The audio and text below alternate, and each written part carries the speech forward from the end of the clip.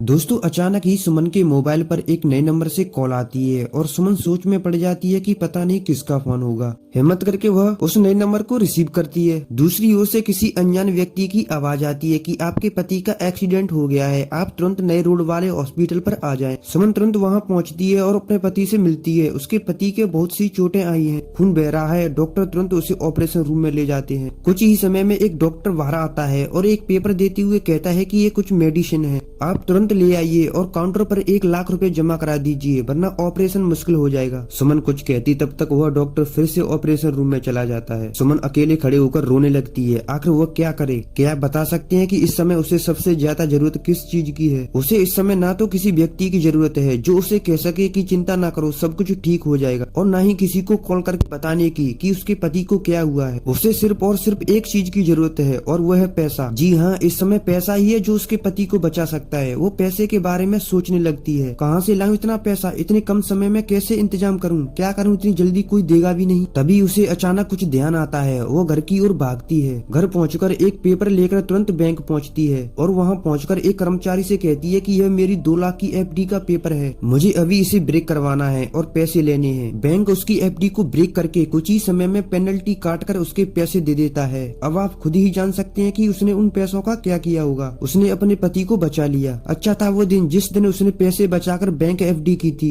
उसकी इस समझदारी के कारण आज उसका पति बच गया। दोस्तों यह एक उदाहरण है जो पैसों की सेविंग और इन्वेस्टिंग की इम्पोर्टेंस को बताता है। हमारे और आपके जीवन में बहुत से मोड़ ऐसे आते हैं जब हमें पैसों की अचानक जरूरत पड़ जाती है। यह जीवन है, कभी भी कुछ भी अच्छा या बुरा हो सकता है। अचानक किसी रिलेटिव का एक्सीडेंट हो जाए तो, या अचानक कोई और ऐसी परेशानी आ जाए जिसमें बहुत से पैसों की जरूरत हो, तो आप क्या करेंगे? क्या आपके पास ऐसी समस्याओं से निपटने के लिए पर्याप्त पैसा सेविंग या इन्वेस्टमेंट के रूप में है? यदि है तो आप एक समझदार व्यक्ति हैं, और यदि नहीं है तो आज से और अभी से ही आपको इसके लिए कदम उठाने होंगे। आपको अपनी मंथली इनकम में से हर महीने सेविंग करनी चाहिए और की गई मंथली इनकम को इन्वेस्ट भी करना चाहिए ताकि पैसा लगातार बढ़ता रहे। इसके लिए आप एक इमरजेंसी फंड भी बना सकते हैं। आप में से बहुत से ऐसे लोग होंगे जिनके बच्चे अभी छोटे होंगे। क्या आप अपने बच्चों की हायर एजुकेशन के लिए पैसे जमा कर रहे हैं, या क्या आप अपने बच्चों की शादी के लिए पैसे जमा कर रहे हैं? आप में से बहुत से लोगों के बहुत बड़े सपने होंगे जो पैसों के बिना पूरे नहीं हो सकते। तो आप बताइए कि अपने सपनों को पूरा करने के लिए क्या कर रहे हैं? पैसा नहीं होगा तो क्या होगा आपके सपनों का? कुछ सोचा है?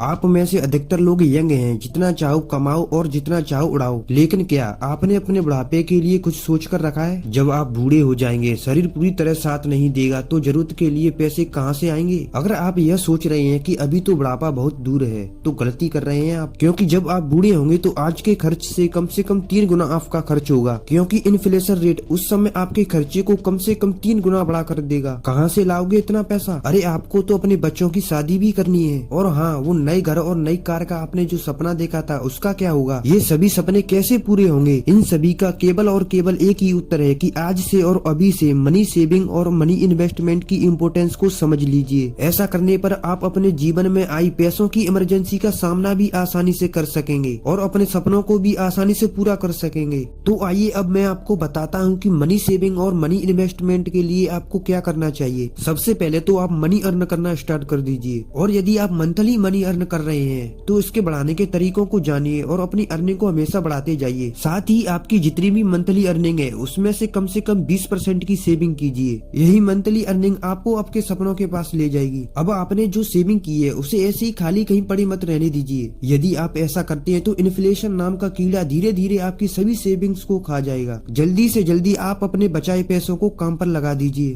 पैसों को काम पर लगाने का मतलब मनी इन्वेस्टमेंट से है। आप अपने बचाए पैसों को किसी ऐसी जगह इन्वेस्ट कीजिए जहां वह इन्फ्लेशन को मात देते हुए लगातार बढ़ता रहे। आप अपने पैसों से जितना ज्यादा मेहनत करवाएंगे वो आपको उतना ही ज्यादा पैसा लाकर देंगे। अचानक पैसों की जरूरत को पूरा करने के लिए आपको एक इमरजेंसी फंड बना लेना चाहिए। अपने बनाए गए इस फंड का पैसा कहीं ऐसी जगह इन्वेस्ट कीजिए जहां से आसानी से पैसा निकाला जा सके, जिस तरह सुमन ने किया था। पैसा एक तरह की एनर्जी है। आप अपनी इस एनर्जी को जितना ज्यादा बढ़ाएंगे उतना ही ज्यादा आप अपने सपनों को पूरा कर पाएंगे, उतना ही ज्यादा आप परेशानियों से बचे रहेंगे। तो दोस्तों आज का वीडियो यहीं पर समाप्त होता है। अगर वीडियो इन्फॉर्मेटिव लगा हो तो वीडियो को लाइक करें और चैनल को सब्सक्राइब कर लें।